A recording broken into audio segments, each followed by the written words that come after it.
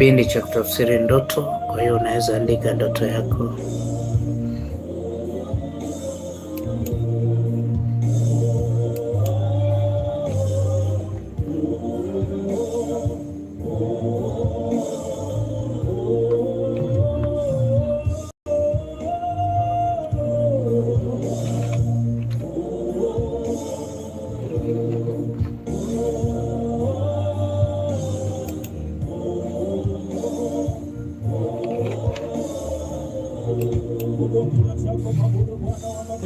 Unaweza ukaandika ndoto yako.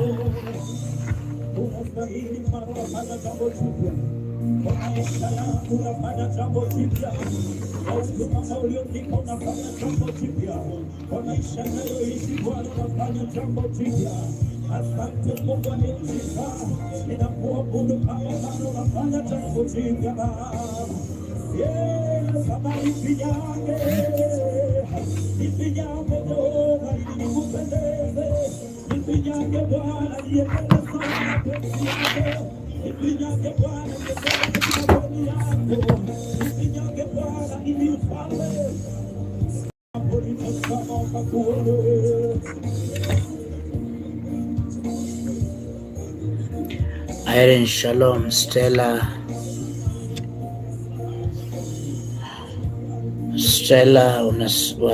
unaweza sema mtumishi, ndoto yangu ungekuwa umeiandika. Sasa kama ni ndefu ndaje na hujaandika? Swali, andika ndoto yako hapo, alafu pia summarize. Sio utaandika kila kitu, just summarize ile ndoto, kwa sababu hata ukiandika paragraph 3, mimi ninapoisoma sitatafsiri kila kitu. Mimi natafsiri ndoto kwa msaada wa Mungu. Ninapoiangalia prophetically, Mungu atanipa ujumbe. Kwa hiyo utapata kwamba inaweza ikawa hata fupi sana kuliko kile ambacho umeandika. So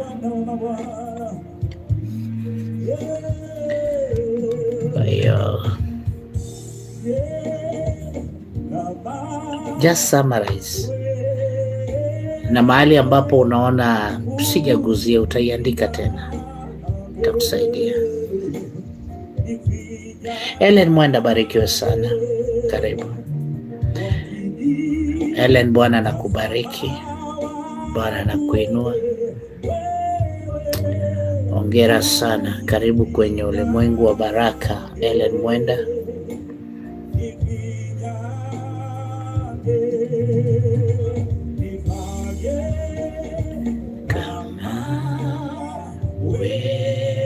Mimi ninaota ndoto ila nikiamka ninasahau ndoto zangu. I wish kama ungelikuwa mwanafunzi bora ufuatilie video zangu kwa YouTube. Unaona hiyo umeandika hiyo, nimefunza sababu gani inapelekea usahau ndoto. Imagine ni topic nimefunza. Search, ukisearch utapata mbona unasahau ndoto zako.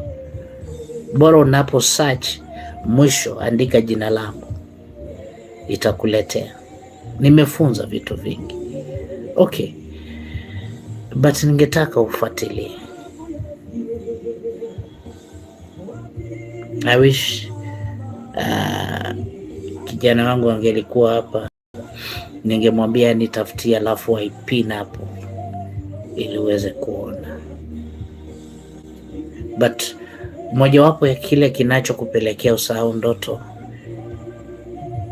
ni vita. Ndoto ni vita vya kiroho. Ni vita kwenye ulimwengu wa kiroho. Hawataki uweze kuelewa maana ya ile ndoto, ni ile message. Hawataki uweze kuelewa message ni nini unafunuliwa. Kwa hiyo adui atakushambulia, ama kwenye ulimwengu wa kiroho siweze kuelewa ndoto yako. Kwa mfano, kuna mfalme kwa Biblia, nafikiria ni Farao. Baada ya kuota ndoto alisahau ndoto yake, akawaita wachawi wote. Hakuna hata mmoja aliweza fanya nini, aliweza kumweleza maana ile ndoto. ni Yusufu ndiye alikuja kumkumbusha kile alichokiota. Sasa ni ujumbe ambao adui hataki uelewe. Jambo la pili kinachokupelekea usikumbuke ndoto zako, inawezekana una stress. Stress inaweza kukupelekea usikumbuke ndoto zako. Hata wakati mwingine kile unakula, chakula unayekula pia inaweza changia. Ndio maana wiki kadhaa nimekuwa nikiwaambia ninataka nianzishe darasa la kukufunza namna ya kutafsiri ndoto, ya kwamba ukipata elimu hiyo utakuwa unaelewa ndoto zako, sio lazima utafsiriwe. Kwa sababu hata nami ningetamani niweze kuwainua wana ambao wanaweza kuwasaidia na wengine pale walipo, lakini nimekuja kuona wengine wenu, wengi hawana haja, kwa sababu so far nafikiria ni watu 4 wameniconsult, wanataka niwaweke kwenye group. Sijatengeneza group bado, ni 4 tu wanataka niwaunge kwenye group ili niwafunze, kwa sababu ni darasa. Hilo litakuwa darasa, vitu nitakuwa na kufunza pale, sifunzi hapa. Sifunzi hapa. So sijaona ikiwa umeitikia. Sasa kuna ujumbe ambao unapata kwamba adui hataki uelewe. So ningekushauri tu, ni nani huyo nilikuwa naongea naye, muhimu ombeni,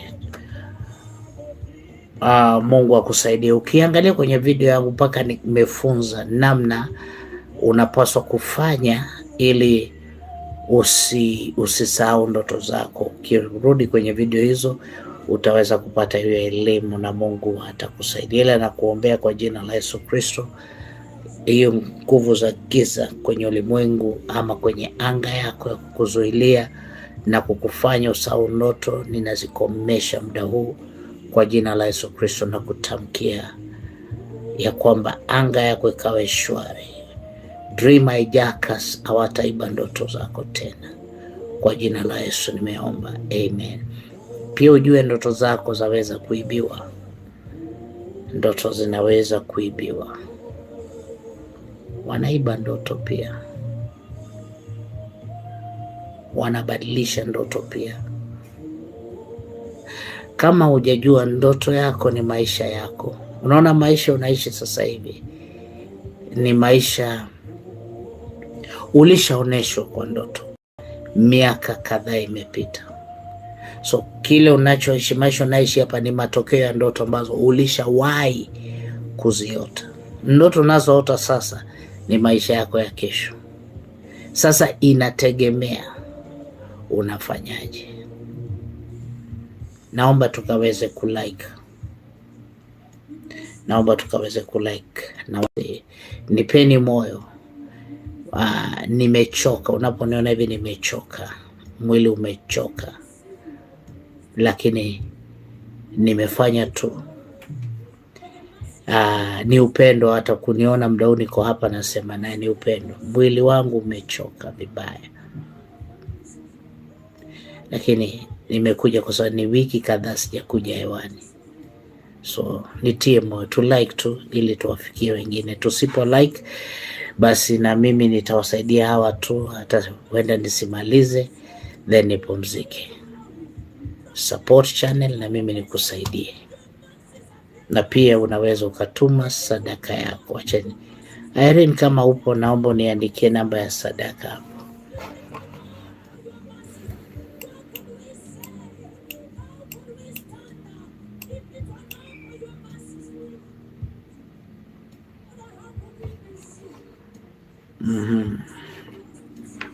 Nyabiso saba nimeota niliona. Mama Urasa shikamo, Bwana Yesu asifiwe. Beatrice Kigwa shalom. Rema Nguda shalom. Nimeota niliona kijana ambaye tulisoma naye amedisco mtihani yake. Je, nini maana yake? Sijaelewa amedisco ni nini. Unaweza kunifahamisha hapo, maana umeandika amedisco. So sijaelewa maana amedisco. Nisaidie tafadhali, kwa ufahamu wangu mdogo, naomba unielimishe neno kudisco. Ila kama hakufanya mtihani, basi unaonyeshwa kwamba kutakuwa na failure kwa maisha yake. Failure itakuwepo.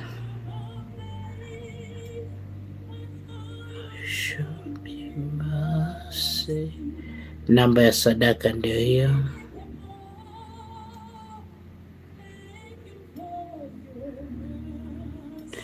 Namba ya sadaka ndio hiyo hapo. Nimeipin.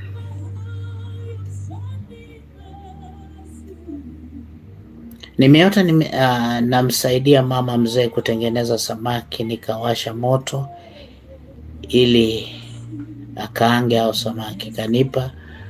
Kanipa kikaango, nikaweka kwa moto, yeye akaenda kununua mafuta. Hongera sana. Ndoto yako hii ni nzuri.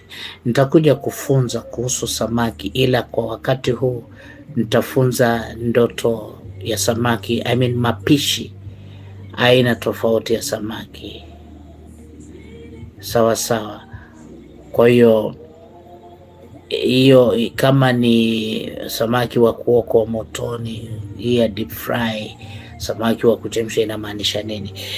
Amen. Nafikiria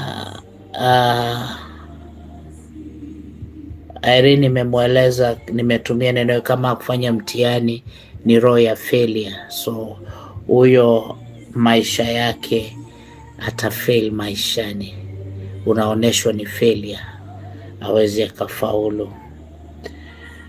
Okay. Thank you for your mercy. Nimeota namsaidia. Okay. Ellen Mwenda, ni nzuri hii.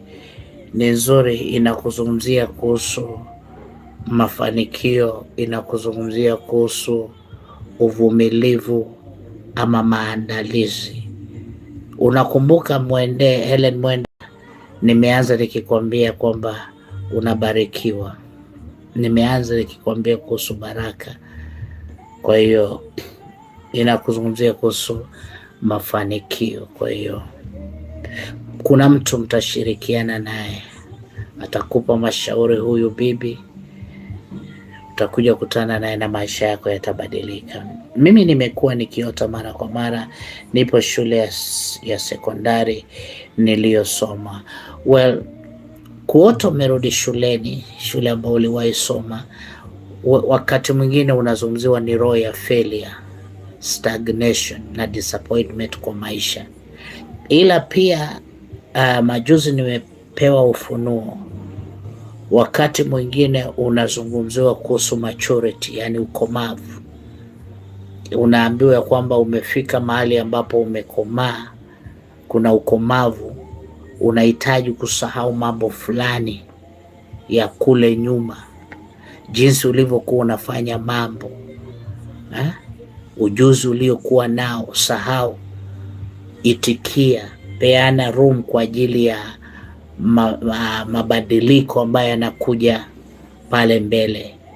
Alafu pia wakati mwingine unaweza ukawa unazungumziwa kwamba kuna jambo ulilofunzwa pale, kuna skill, kuna idea Mungu anataka uweze kuapply kwa maisha yako uliopata kwenye shule ya sekondari, uweze kuiapply kwenye situation ambayo unapitia muda huu. Kuna hali uenda unapitia, kuna jambo unahitaji kukumbuka na kuiapply kwenye maisha yako leo ili uweze kupata matokeo. Kwa hiyo unapaswa kuangalia ni nini unapitia hali gani wakati huu, changamoto ipi unapitia. Sawa. Jambo lingine pia la kuangalia, ulipokuwa sekondari umeperformaje? Ulipita vizuri ama ulifail? Grade yako huenda haikuwa nzuri, So uende unaambiwa unahitaji kurekebisha mambo fulani ili uweze kwenda the next level. Baba, namwombea Irene kwa sadaka yake. Naomba kwamba Bwana Yesu utamkumbuka, utambariki, utamtendea mema, ukuu wako utakuwa kwa maisha yake. Asante Mwokozi kwa sababu ya wingu hili la utukufu naloliona. Naomba kwamba Bwana litamfunika na atakaa kwenye utukufu wako. Kwa jina la Yesu nimeomba, amen. Irene, napoomba naona wingu, cloud thick, nyeupe nzito, likiwa linakufunika. Kwa hiyo kuna utukufu wa Mungu maishani mwako. Mimi niliota mtoto alikuwa anatambaa, nafikiria kila mahali, na tulikuwa tunakimbia. Nini maana yake? Mnakimbia kwa uzuri ama kwa ubaya? Mnakimbia kumtoroka mtoto ama namna gani? Sijaweza kuelewa. Anasambaa ama anatambaa? Well, kuna jambo litakuja kufanyika ambalo litakushangaza. Maybe kwa namna nyingine inaweza kawa ni baraka, opportunity, litakuja kukushangaza. Maybe litakuwa kwa haraka sana. Lakini kama ulikuwa na hofu ama uoga, basi hii sio nzuri. Unaambiwa omba sana, maana kuna jambo litainuka ambalo litakunyima nafasi katika eneo la uchumi wako. Mimi niliota mimi nimekuwa nikiota mara kwa mara nipo shule sekondari. Nafikiria hiyo nimedeal nayo. Baba anapokea hizo baraka, huyo ni Elemwenda. Pia mimi niunge kwenye hiyo darasa. Kama unataka nikuunge wewe, niandikie kwenye WhatsApp, alafu before tuendelee nitawaambia nini mnapaswa kufanya ili tuweze kuanza darasa rasmi. Alfonsina, God bless you. Mimi niliota mwanangu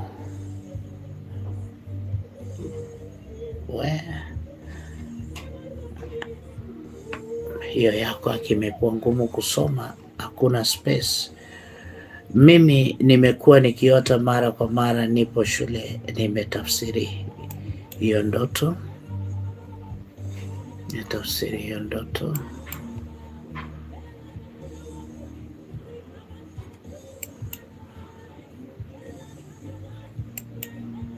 nimeshatafsiri hiyo ndoto yako.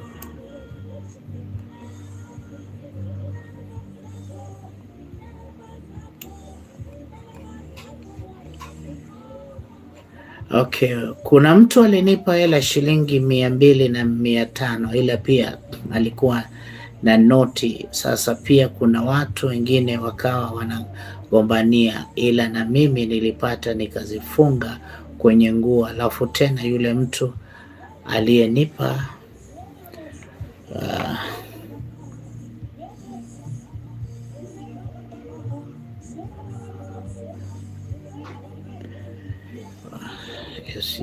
sio ni mwenzake.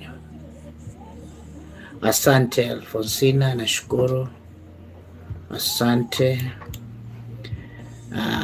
Mama Rosa, amen. Niliota ex wangu amenipa matunda. Hii nimeongea mara nyingi. Unapoona ukipewa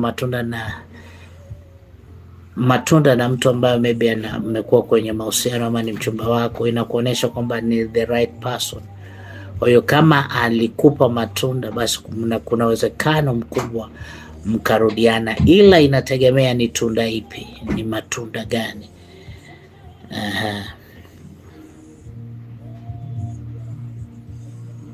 Kuota namwombea mwanao ni ndoto ambao imejitafsiri. Wahitaji kumwombea mwanao. Maybe unazungumziwa kuhusu hatari fulani inakuja, wahitaji kumwombea. Amen. Sawa sawa. Elias anasema niliota ndoto tupo na rafiki yangu na dada yake anaumwa, kimwombea anaamka, akiacha anaanguka tena. Well, ndoto yako inakuzungumzia kinachomfanya huyu anaumwa sio jambo la kawaida, ni principality. Ndio maana unaona anarudi anaanguka hata baada ya kuombewa. Unazungumziwa, unahitaji kujua kiini, chanzo cha huo ugonjwa ni nini, chanzo cha maumivu. Usiwe unapigana vita ambao sio sawa sawa. Kwa hiyo unahitaji, Yesu akasema ya namna hii haiondoki ila katika kufunga na kuomba. Ellen Charo, nimepokea sadaka yako. Baba, namwombea Ellen Charo kwa sadaka hii, ninaomba utambariki, utamuinua kwa jina la Yesu Kristo. Ellen Charo, napoomba kuna jambo naona, kuna giza ilikuwa imekaa kwenye lango, naona giza hiyo ikitoweka, naona giza ikitoweka, kuna mlango uko wazi. Kuna jambo Mungu atakufanyia muda sio mrefu, sio siku nyingi kutoka sasa.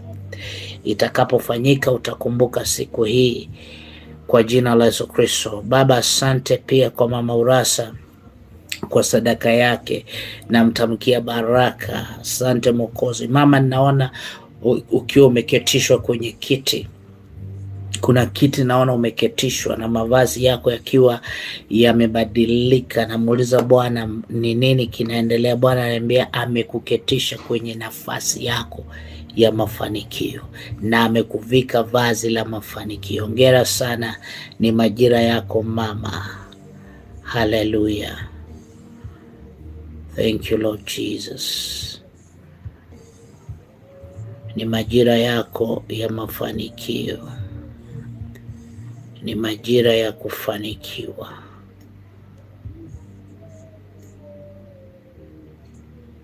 Amina.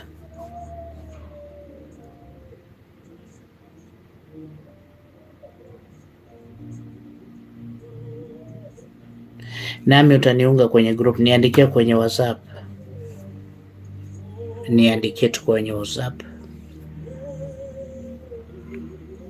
Kuna uwezekano baada ya nikimaliza nitengeneze group, alafu tuweze kuongea wote pamoja, tujue tutafanyaje. Maana pia lazima nijue muda wenu ambao mnapatikana. Amen. Juu itakuwa nawafunzia hapo kwenye WhatsApp kupitia video conference, nijue masaa yenye mnapatikana.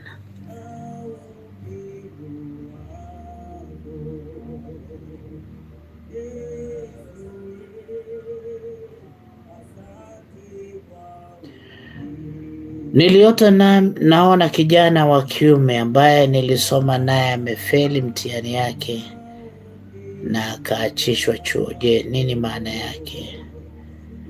Ananipa wasiwasi maana nina vijana wapo vio na wana mtihani, sina amani. Well, unazungumziwa kuhusu maisha yake yatakuwa magumu, maana asipofanya mtihani maisha yake yatakuwaje?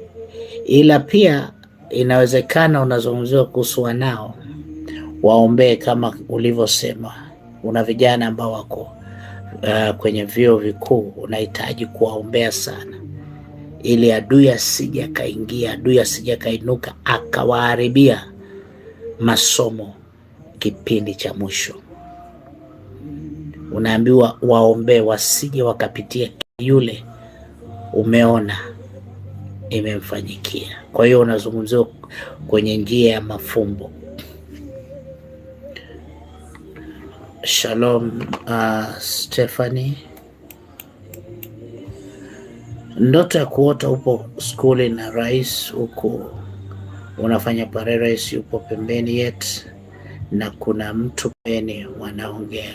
Unazungumziwa kuhusu discipline, kuhusu nidhamu. Unazungumziwa kuhusu nidhamu. Unajua unapokuwa kwenye parade kuna a lot of discipline. So unazungumziwa eneo fulani la maisha yako Ikiwa unahitaji kupatanishwa na wakuu, kwa sababu kuota na hawa wakuu, watu mashuhuri, huwa Mungu anakuzungumzia kuhusu mafanikio, atakufanikisha. Kwa hiyo unahitaji kuwa na lot of discipline, ndio unaambiwa. Kwa hiyo angalia kwa maisha yako nidhamu, kuwa na nidhamu. Na tunapoongea kuhusu nidhamu, wakati mwingine ukiambia mtu kuwa na nidhamu, anaona ni kama umemtusi. But nidhamu inapaswa kwenye maisha yetu, na ndio maana Paulo anasema kila mtu akajue jinsi anavyoenenda katika nyumba ya Mungu. Tunapokuwa ongea kuhusu nidhamu, kuwa na nidhamu, kuwa na maisha ambaye haina neno la kutahayari, yani neno ambao watu wanaweza tumia kukuhukumu. Unakuwa kielelezo na mfano bora. Maisha yako inakuwa ni kama kioo, yani uko transparent. Watu wanapokuangalia kuna kitu wanaweza nyosha kidole. Ikiwa unahitaji kukaa na watu mashuhuri siku moja. Mtumishi, nimeota mwanangu kavaa gauni nzuri na pambo kichwani. Nini maana yake mtumishi? Mwanao unazungumziwa kwamba ana maisha mazuri yajayo, ana ufahari, atakuwa na heshima na kibali. Kwa hiyo usiwe na wasiwasi naye, endelea kumwombea, endelea kumwombea.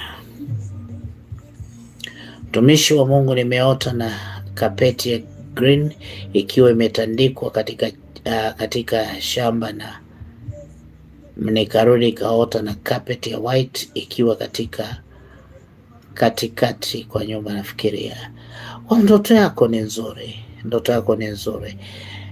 Green inasimamia pia mafanikio, white ni purity. Kwa hiyo katika eneo tena unasema ni shamba, kwenye shamba, imetandikwa katika shamba. Mungu atabariki kazi unayofanya. Kazi unayofanya unaenda kubarikiwa. Another thing, Mungu anataka sana uzingatie usafi, purity, hata kwenye nyumba yako. Utakatifu uwepo na utaona baraka, utaona ukuu wake Jehova. Naomba kuuliza mtumishi, mimi si kuwepo wakati unatangaza. Darasa linahusu nini na linaanza lini, na utaratibu wa kujiunga na darasa? Damas, ninataka kufunza watu jinsi ya kutafsiri ndoto. Sawa sawa. Yani uweze kuelewa namna ya kutafsiri ndoto zako. Bwana Yesu asifiwe. Kibibilia, kimaandiko. Nataka nikufunze, ina mambo mengi. Nikufunze ndoto ambao unaweza kuota ndoto hiyo ukajua kwamba Mungu anakuzungumzia prophetically, kinabii. Uweze kuelewa ndoto hii, kama umeota ndoto hii, ndoto Mungu anakuambia nini. Uweze kuelewa kunazo ndoto ambazo hazihitaji utafsiri, nitakuonesha zimejitafsiri yenyewe. Sawa sawa. So ninataka nikufunze ili ukaweze kujua namna ya wewe kutafsiri ndoto, ya kwamba hata wewe unaweza ukajitafsiria ndoto zako. Unapoota unapata kwamba ile ndoto unaelewa Mungu anakuzungumzia nini. Sasa mambo ya utaratibu na nini, wewe niandikie kwenye WhatsApp, niambie tu, baba naomba uniunge kwenye group ama kwenye darasa la kujifunza kutafsiri ndoto. Sasa hapo ndipo nitawaleta on board wote, tutajua namna ya, nitawaeleza utaratibu kama vile nimetoka kusema, pia kuweza kujua maana ni darasa, ni muda upi, masaa yapi mazuri ya kujifunza. Maana hatutakuwa tunajifunza kila siku, hapana, labda kwa wiki mara 2 ama hata mara 3. Masaa ni gani mazuri ambao mnapatikana? Sawa sawa. Mambo ya registration na nini tutajadiliana pale. Bwana Yesu asifiwe sana. Kwa hiyo kwa wale ambao wataweza, basi tutaendelea. Kwa wale ambao wataona hawataweza, basi watakuwa na uhuru wa kuondoka kwenye group. Amina. Kwa hiyo niandikie tu kwenye WhatsApp, alafu nami nitakuunga.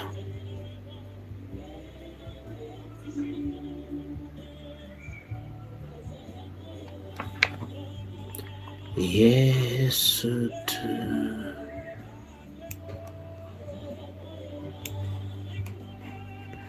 Shalom tumishi, nimekuwa nikiota nipo kijijini nilipozaliwa. Kila nikilala naota ndoto yeyote na kuwa maeneo ya kijijini nimekulia kwa shangazi, na huo naona nipo maeneo pia, naomba msaada. Ndoto yako hii inakuzungumzia kuna madhabahu ambao imekufunga kutoka kijijini, ndio maana maisha yako haiendelei. Uko na stagnation, uko tu pale pale, hamna mabadiliko. Licha ya bidii na jitihada unajaribu kuweka, unapata kwamba mambo hayaendi vizuri kwa maisha yako.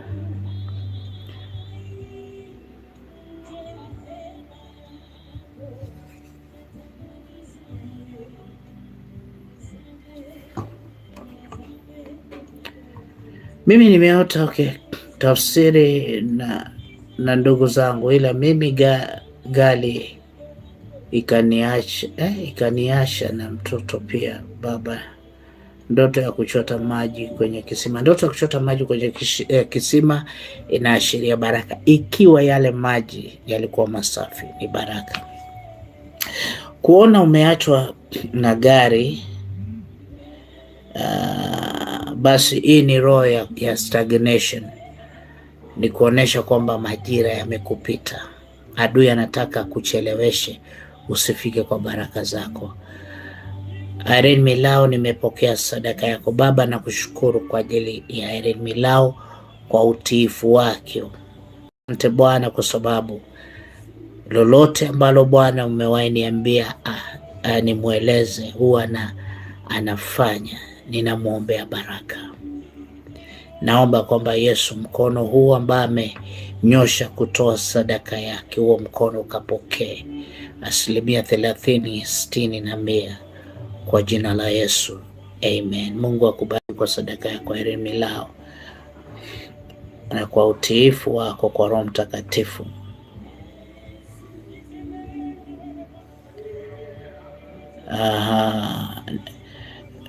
Rev Godfrey Mustafa, shalom.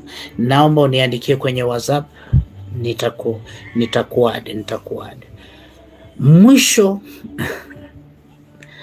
Mwisho wa darasa utakapomaliza, tutakuwa na kipindi cha maombi ya impartation, alafu nitakuwa nakupa certificate, cheti kuonesha umehitimu.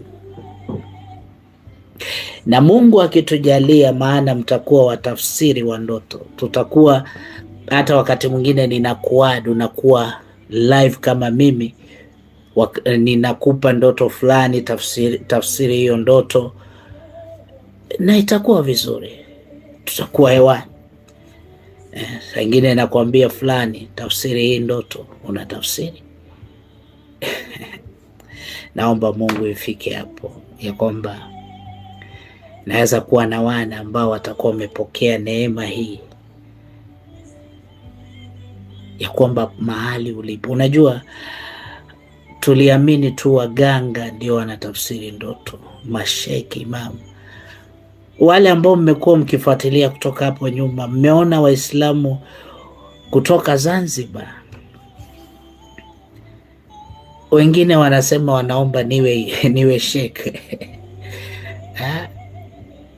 Wanasema niwe sheikh sababu ya elimu hii.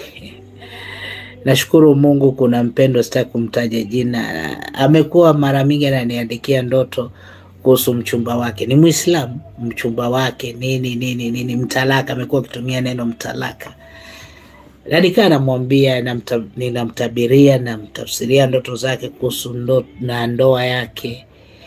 Mwisho alifanya ndoa, alifunga ndoa, amenitumia picha, video akisema hiyo ni utabiri niliyomtabiria. Huyu ni Muislamu, huyu ni ndugu Muislamu kutoka Zanzibar.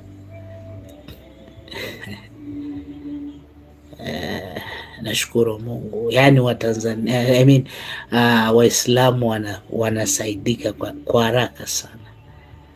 Tunampa Mungu utukufu. So niandikie tu pale, alafu nitakuunga. Kwa wale wako serious, hii ni huduma,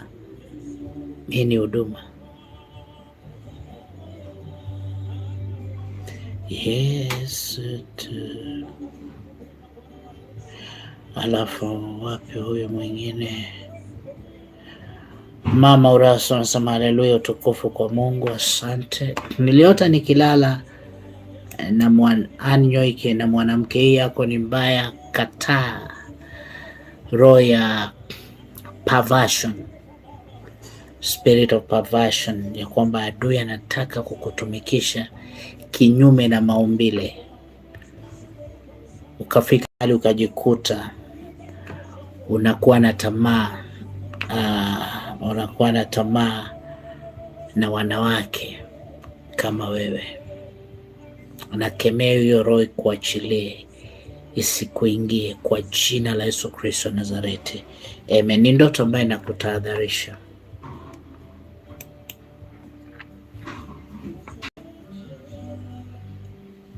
Niliota navuka mto, ila huo mto maji yake yalikuwa chini ya goti, ila sasa mto ulikuwa mpana sana. Nilivuka mimi na dada ambaye naona namfahamu mpaka na jina lake. Hongera sana kuvuka.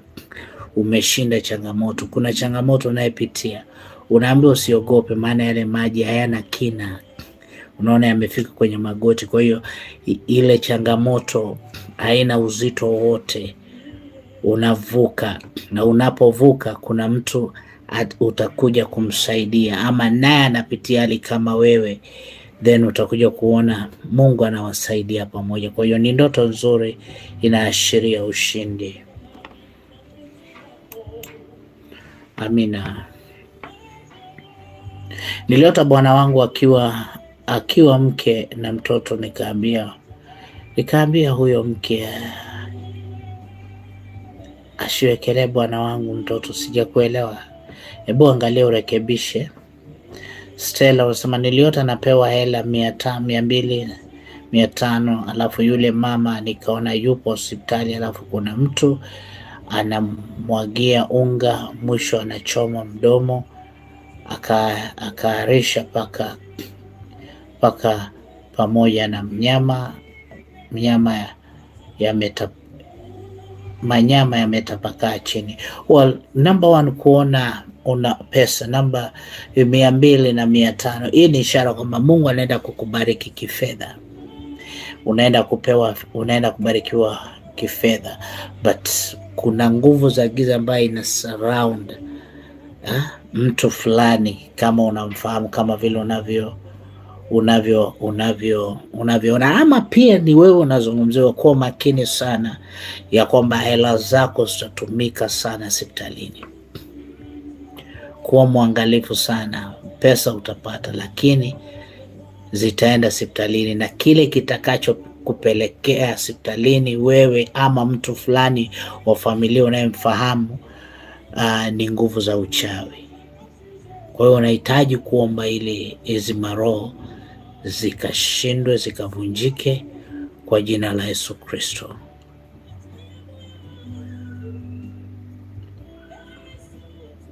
Nimeota mtoto anasambaa. I think ilikuwa nimeshaguzia.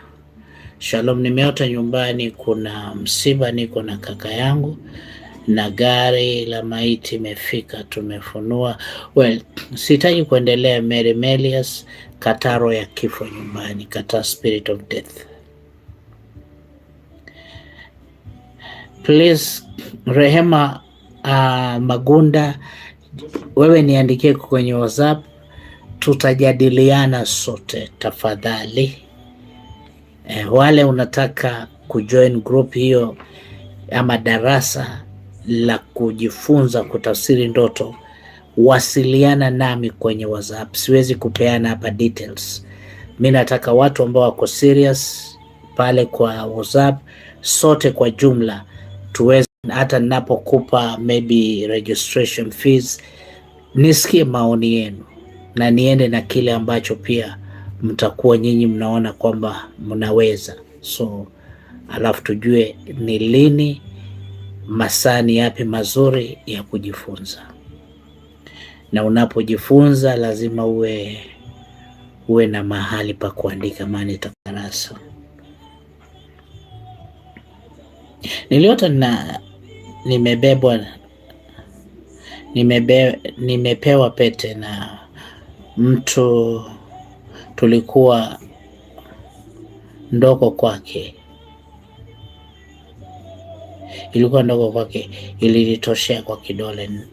Sasa Samson Murunga, huyu aliyekupa pete ni mwanaume, mwanamke? Uko kwa ndoa? Yuko kwa ndoa? Hizo ndio vitu ambavyo ningetaka kuelewa, lakini elewa kwamba pete ni ishara ya agano. Mary yaskemea roho ya kifo. Sawa.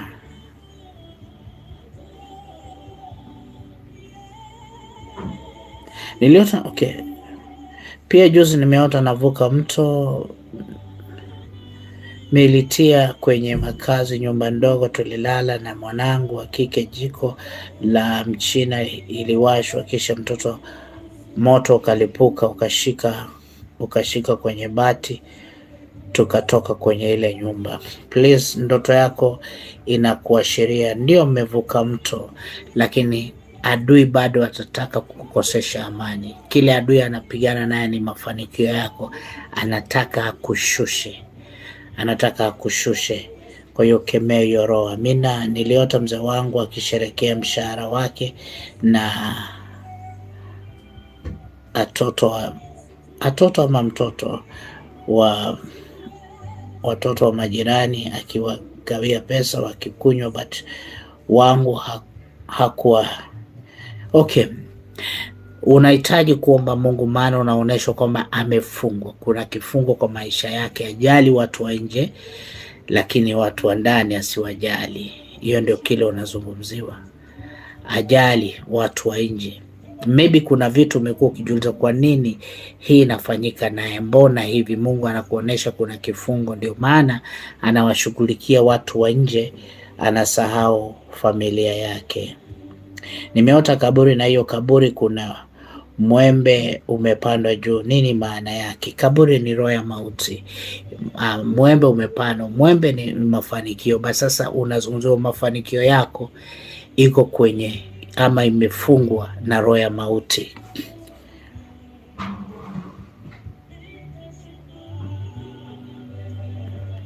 Samson, kama ni mwanaume alikupa pete, ni agano. Angalia ni agano ipi. Mtu anaweza kuja kwa maisha yako akaja akakuingiza kwenye agano sio nzuri, ama mkaingia kwenye makubaliano labda ya biashara, kazi. So ni covenant.